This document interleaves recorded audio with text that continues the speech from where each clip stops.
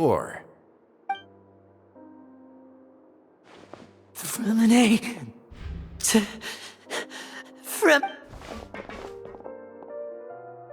What's going on? What is Clorinde doing here?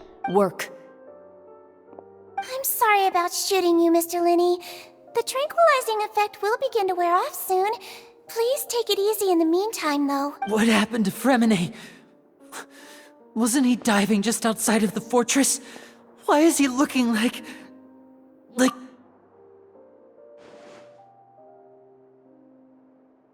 A flushed face, an accelerated pulse. He must have consumed primordial seawater. What did you say? Please, make some space. I'll need to give Mr. Fremine a more thorough checkup. Your Grace, I'll leave the rest to you. I'll talk to Clorinde while you get Fremine to where he needs to be. Everything else can wait.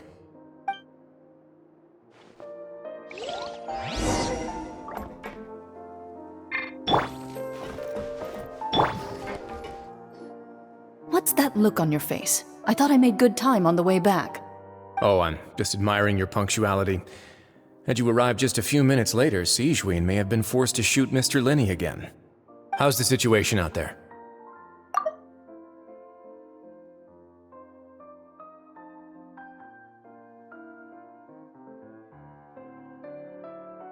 The water has changed. It's pretty much as expected. The concentration of primordial seawater has increased significantly. I was only out there a short time, so it wasn't too bad. But if one were to stay for any significant amount of time... well, you can see how that boy's doing. Where was he when you found him? The abandoned zone at the end of the pipes. A good distance into the water. Closer than I thought. He must have recognized it early on and tried desperately to swim back. Locking the door was necessary. I don't think we could have saved two. Well, I did try to convince him that I had my reasons. Never seems to work, though. It would probably work on Neuvillette. He has a knack for picking out who had good intentions, even when the outcomes were all terrible. It's a bad sign if you're having to plead your case to Neuvillette. Want some tea? Not particularly. If you want to drink some that badly, just say so. Fine, I'd like to get some tea. Want me to get you a cup too, since I've already made it?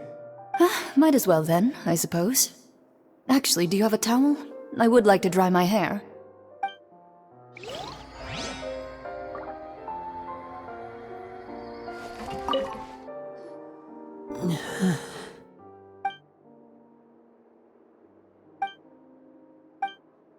How is he? These symptoms are probably caused by an acute ingestion of a large amount of primordial seawater. Still, his condition is not critical.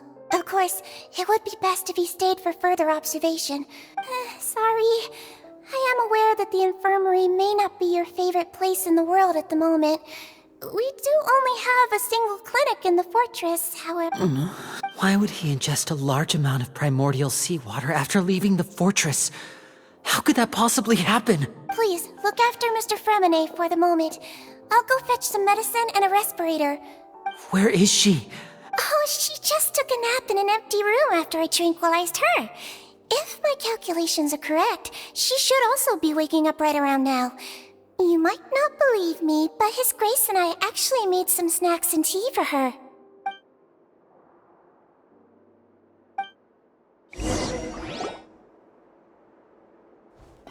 Linny, are you okay? I'll be fine. They're all here now. Don't... Are you sure? You don't look alright. My hands and feet are still a bit weak, but... that's probably just the residual effects of the tranquilizer shot. I'm back, everyone. Lenny! Fremine? He'll be fine. But for now, please help me lift him up.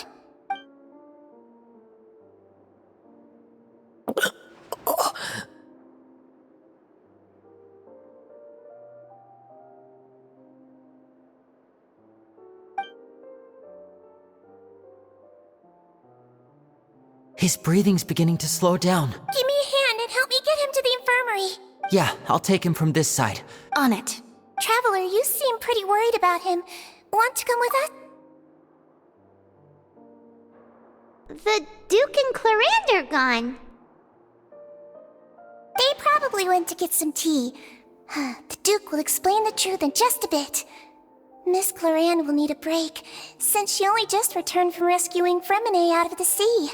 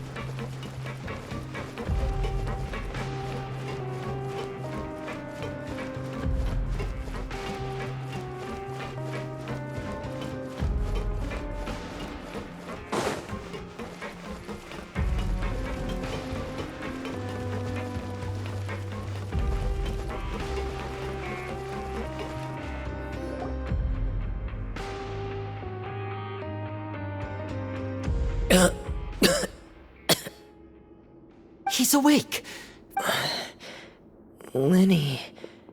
Lynette. We're all here. Where am I? The infirmary, at the Fortress of Meripede, Mr. Fremine. And you are no longer in any danger. How do you feel? Don't push yourself if you're not feeling up to it. Traveler. Paimon. The sea. There's something wrong with the seawater. Shh, it's okay.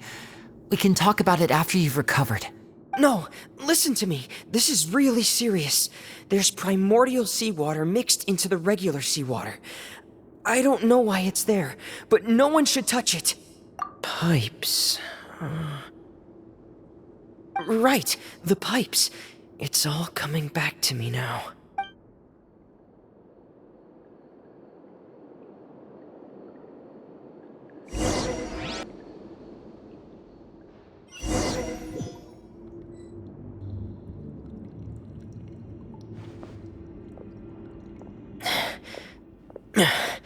I'm in.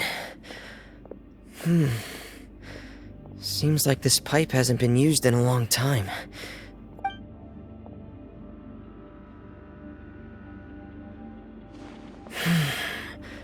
Where could Master Child be?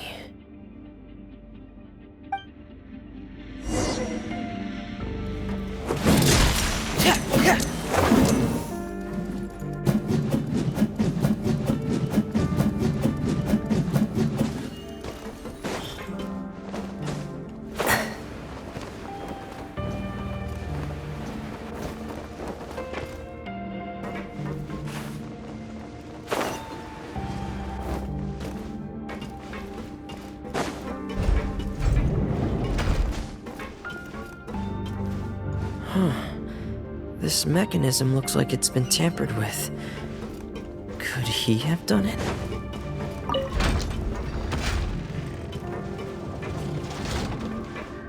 Yeah.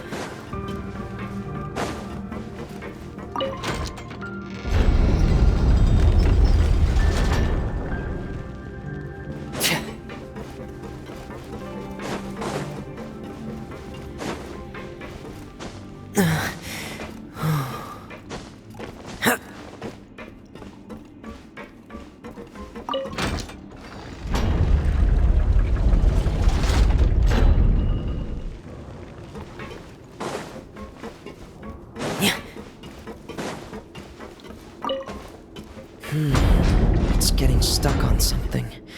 Seems like I'll have to avoid those obstacles while I turn it.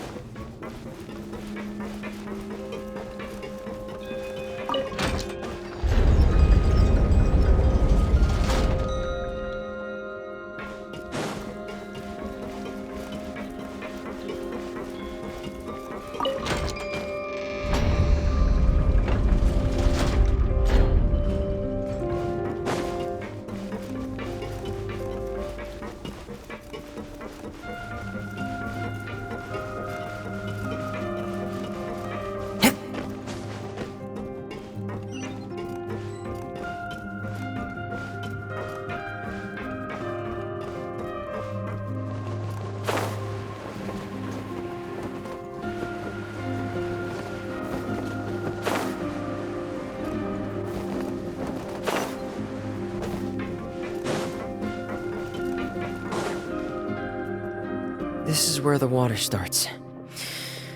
Okay. Master Child probably dived into the water.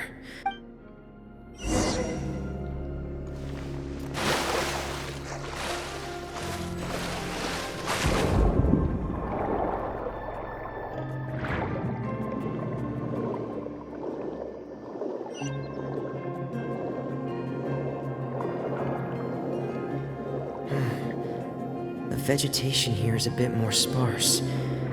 These traces aren't natural. A person must have left them, and recently. There are traces here too. I need to keep going. Huh? The traces are gone. But I don't see where he could have gone from here. Wait. What the? My heart is racing, and it's getting harder and harder to breathe. What's going on? No good. I have to get back. They still don't know anything about what's going on.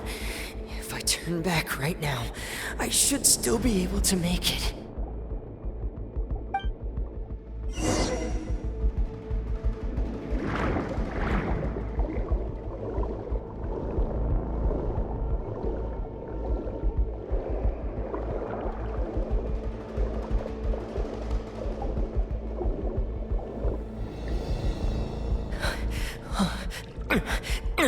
I can't die here.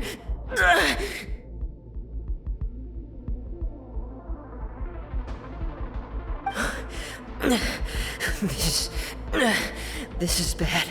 I'm feeling worse and worse, and I'm still underwater.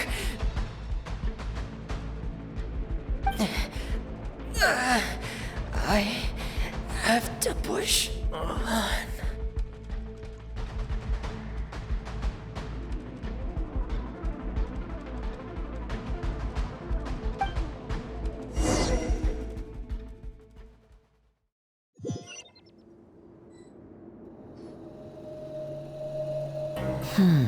So, in other words, the trail you were following vanished, and you had no idea where Master Child could have gone, but there was also no obvious place for him to have disappeared to. That's right. I tried my best to swim back, but I had already put some distance between myself and the fortress, and I just couldn't find the strength to keep going. Miss Clarande brought you back, but we also don't know why she just suddenly appeared at the fortress, or why she went out to save you. Miss Clarande, you say? I must go thank her in person. You're still too weak for Monet. You can go after you've had some more rest. Miss Lynette is right. I believe Miss Clarande will stay here as a guest for another few days, so there's no need to hurry. A guest? Then I can assume Risley was the one who invited her to come down here? You should ask His Grace about that. He'll be able to explain better than me. Yeah, it's about time you actually told us what's going on. Wanna come with us, Liddy? No, please go on without me. I don't want to leave just yet. Lenny, The logical part of my brain is aware that we're safe right now, but I still can't bring myself to leave. understood. Then let's just sit together for a while. In that case, I'll leave the infirmary to you. The Traveler and I are going to head out for now. As long as you stay in here, I don't think you'll be disturbed. Thank you.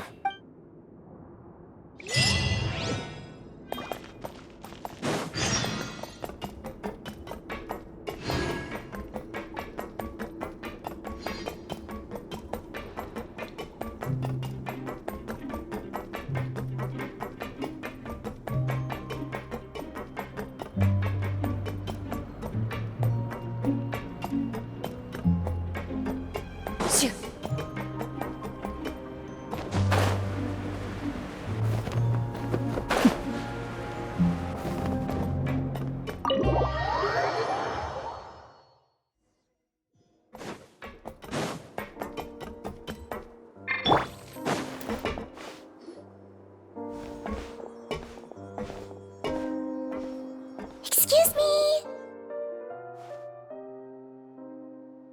I take it Mr. Fremonet's condition has stabilized? Of course! I wouldn't have left the the infirmary otherwise. I've been expecting those two, but might I inquire as to the purpose of your visit, Miss Sigewinne? I wanted to check up on Miss Cloran. How are you feeling? Mostly fine, I think. If you don't mind, I'd like to perform another quick physical exam. It'll just take a few minutes. All right. Thank you for looking out for me. I'll take my leave for now, then. Well, want to explain yourself, Risley?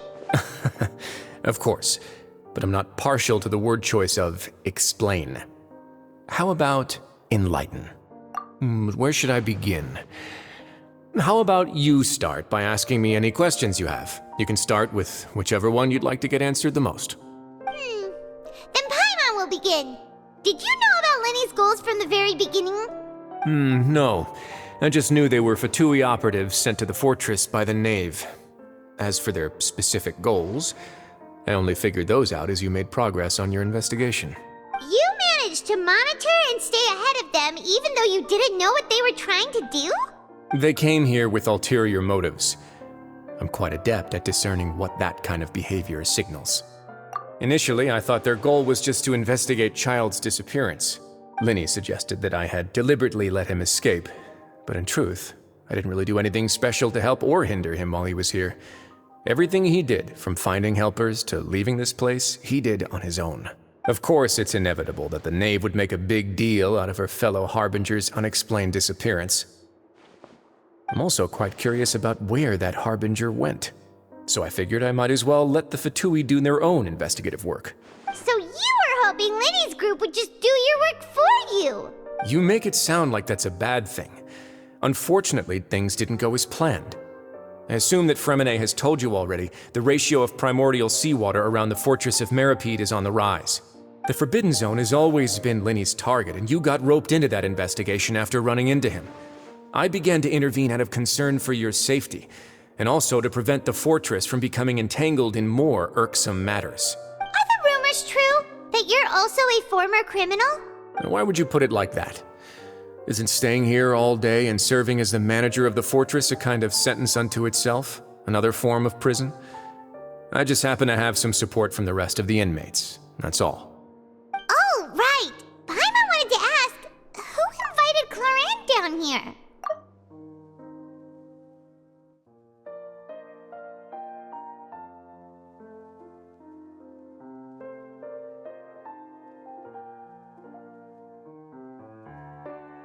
Me, of course. I paid her good mora to come down to the fortress for some field work. As a champion duelist, Miss Cloran could be considered to be an independent party. I needed to find an exceptionally capable person to help me get through the impending crisis.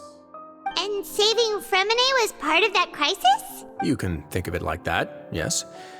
Credit where credit is due, that boy is quite adept at diving.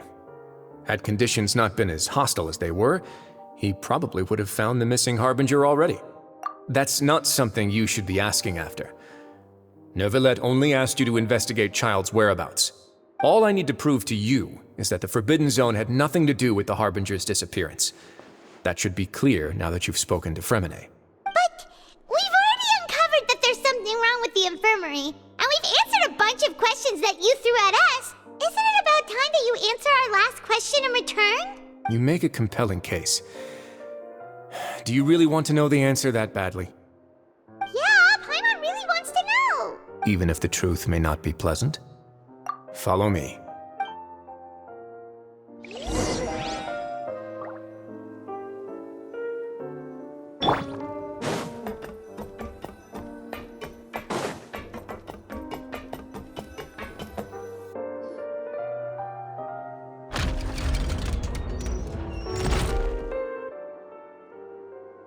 There's a hidden door here?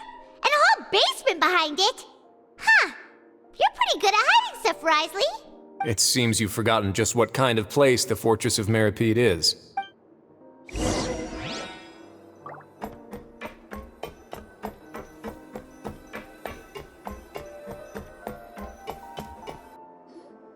Stand on the central plate. Wait, is there a secret mechanism or... Whoa!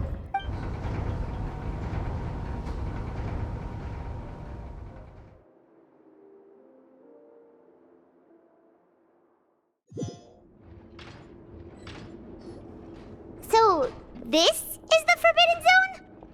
Honestly, for a place so well hidden, Paimon sure doesn't see anything special. What a huge door! There are 3 such isolation gates in total. Generally speaking, I'm the only one who's allowed to go inside. Hence the name Forbidden Zone. Am I correct to assume you're going to run on back and tell your little Fatui friends everything? Well, Paimon wasn't thinking of keeping anything from them. Well, I'd advise you wait until you've seen the whole truth of this place for yourself before deciding whether or not to tell them.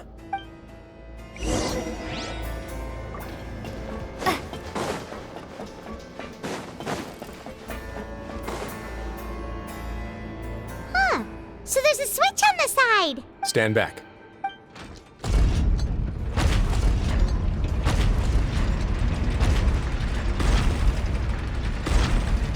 Whoa! They all just went up one by one. Go on, have a look.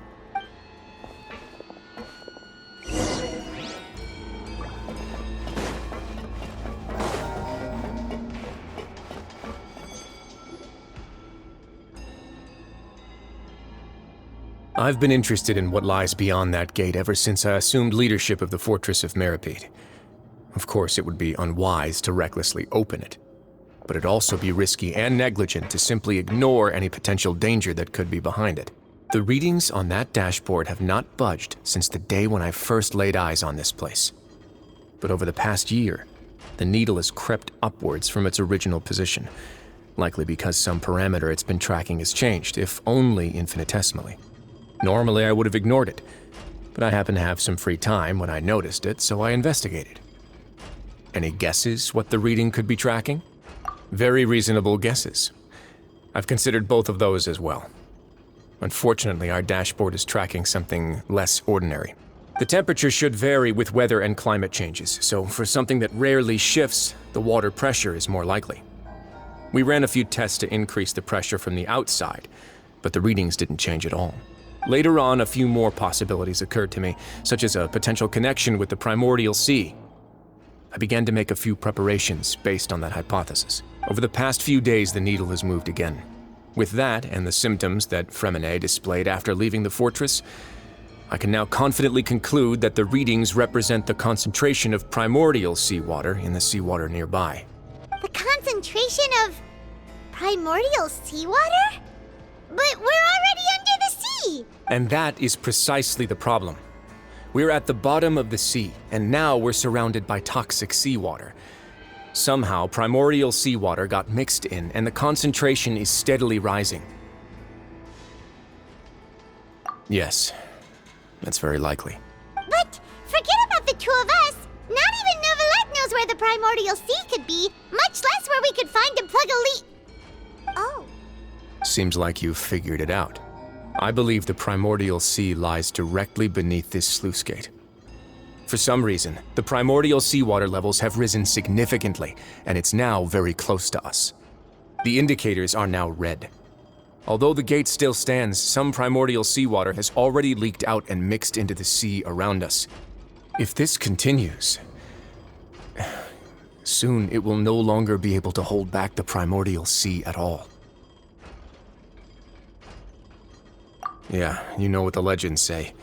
If this place falls, then everyone in Fontaine will be turned into puddles in the span of a night. But that's just too weird! Why would the Fortress of Meripede be built right above a sluice gate for the primordial sea? Your expression tells me you think this might be part of a vast, complicated conspiracy. To be honest, you might find the actual answer may be exceedingly boring. It's just that the secret of the Forbidden Zone had been long forgotten by the nation before I rediscovered it with my research.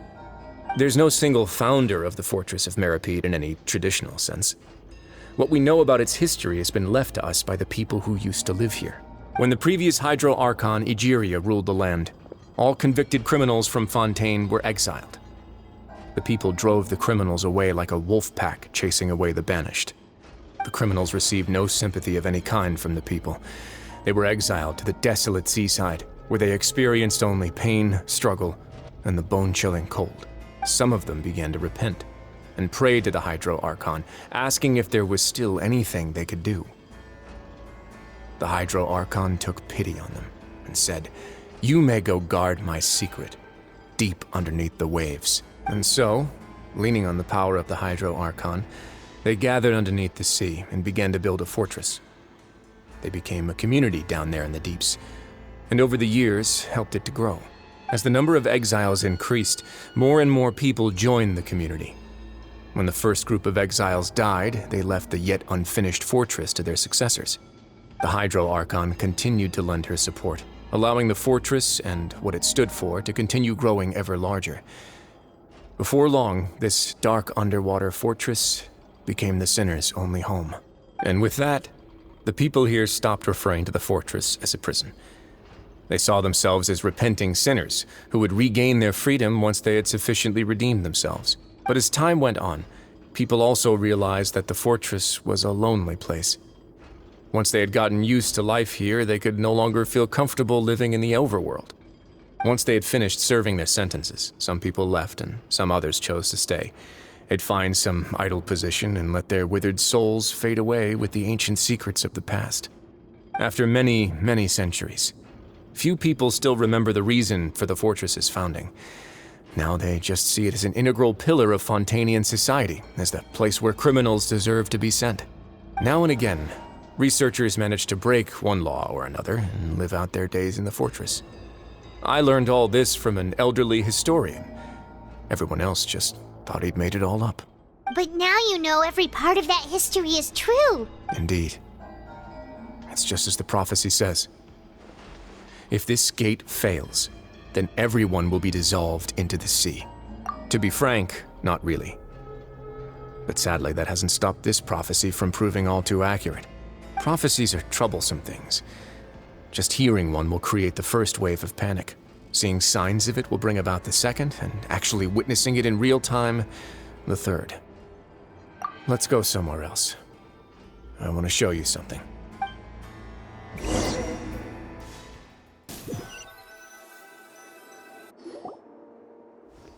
This is it. Your Grace, perfect timing. The results from our last round of experiments have... Wait, Jurier, he's not. Huh? No need to panic, you two. I've already told them about our plan. What? After you warned us not to tell a single soul about. I'm skeptical as well. The results speak for themselves, don't they? These two may already know more than you could ever imagine. All right then, if Your Grace insists. They seem harmless enough, so I'll trust them for now. Well, how about some reintroductions? This is Jurier, one of the highest-ranked researchers from the Fontaine Research Institute. He used to work under Edwin. I trust that you've heard of Edwin? Good. Saves me a bit of time explaining. Edwin's main areas of research were archaeum and gravimeters. As his assistant, Jurier is quite familiar with them as well. I hired him to be my technical consultant. You want to blow up the fortress of Meripede? What a lovely idea. I'm already imagining it in my head. Gotta admit, I'm tempted as well. Guys, focus! Focus! That taskmaster over there is Miss Lorvine, and is also one of my technical consultants. Ooh, are they together? See, everyone keeps asking this question. Are you too sure you're not a couple and just using your work as a convenient cover? Your Grace! If I dated her, I'd officially be madder than Edwin. Jeez, forget I said anything then. Follow me. Whoa, there's another door that goes right up. Your constant amazement makes it seem like the fortress can do anything. But Paimon really thinks everything's super cool. Well, let's spice it up a bit. And here you go. What a huge ship! This is also a production zone that Paimon's never seen before. How much do you know about Fontanian history? Not much at all. Well, then maybe you haven't heard the story of ancient Lemuria. To give you a quick rundown, Fontaine used to be ruled by the Lemurian dynasty. According to legend, the Lemurian king Remus came to this land after being inspired by divine revelation and found the seer Sibila, who had taken on the form of a golden bee. Taking the golden bee with him and riding on a huge ship, the Fortuna, he created his nation above the surging waves. He called his nation Lemuria, and used the Fortuna to incessantly search for new tribes and islands, calling— There's a ship in this story too? Where there's water, there'll be ships. People believe that hope can always be found at the end of a voyage. Do you believe that too? To a point, I think. As you've already seen, I have a whole factory's worth of labor, materials, and technology at my disposal. Certainly can't hurt to give it a try. So the moment I began to speculate that the primordial sea might lie underneath the gate, I also began this project. Were you inspired by the legendary Fortuna? Maybe. Fontanians need something to hold on to cope with the impending disaster. Were the workers to find out the truth behind this ship, riots would destroy the fortress faster than any catastrophe. As the fortress's administrator, I'd never make such a reckless call. All right, that's enough talking for now. I'll need another 3 cups of tea to soothe my throat. Do you have any other questions? Seems like you're good. Come on, I'll take you back.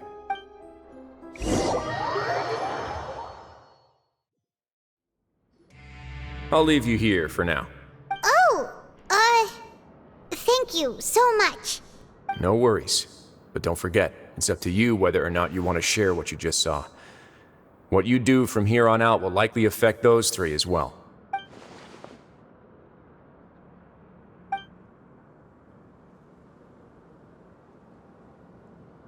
Yeah, we'll put a lot of thought into it for sure. Great.